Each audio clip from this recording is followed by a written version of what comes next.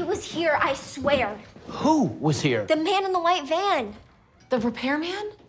No, Margaret got the extension line put in. Okay. Why do you always believe Margaret? Yeah, I'm really excited to talk about The Man in the White Van. I watched it earlier this morning and I was just gripped. I mean, it is such a tense movie from start to finish.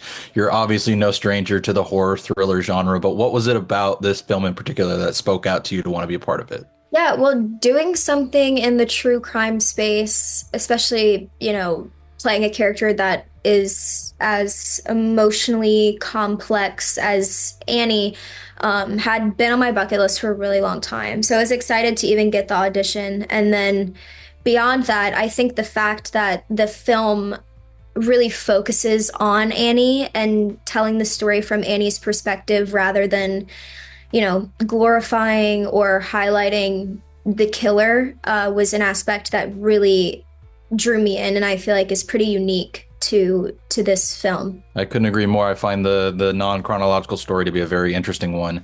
And I also love the dynamic between you and your sister, played by Brec in this film. It's such a funny one.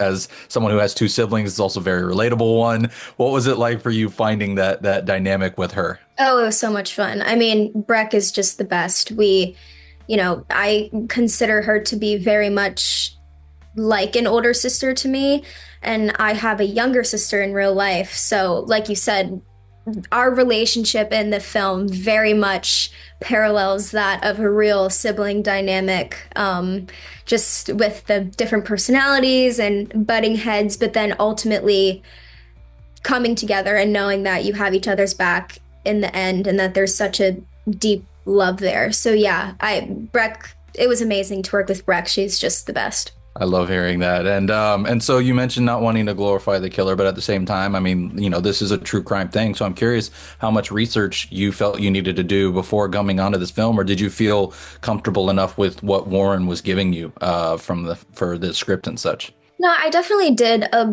little bit of research on my own just about Billy Mansfield Jr. and, he's still alive and in prison, and the stories that we don't see in the film. I mean, his impact and the atrocious, things that he did are so vast, really, when you start getting into it.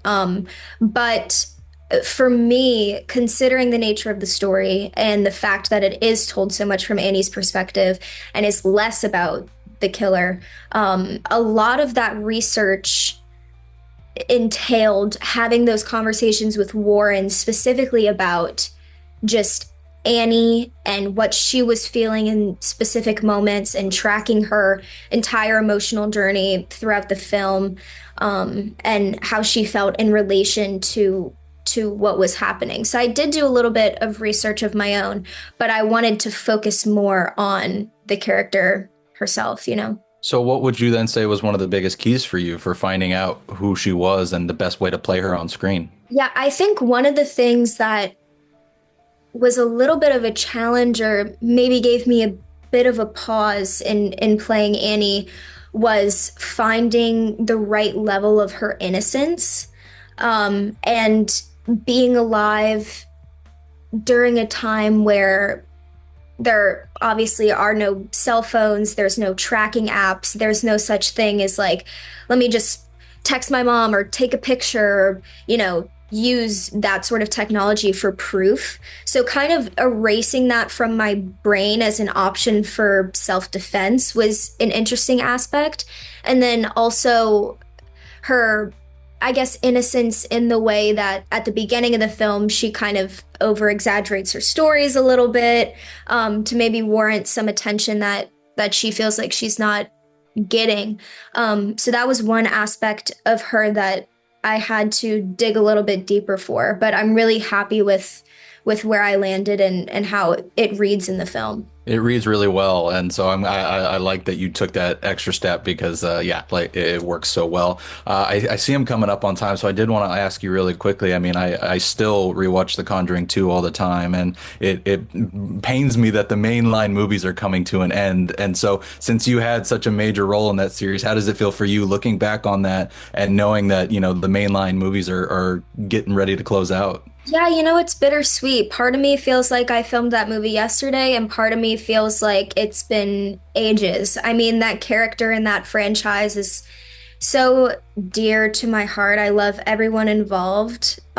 So to see the story come full circle is really, really special, and also a little bit sad and a little bit exciting. But yeah, I can't wait. I can't wait to see it unfold.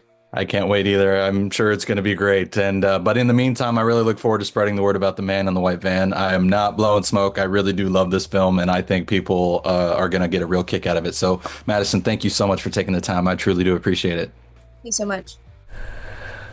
What do you want?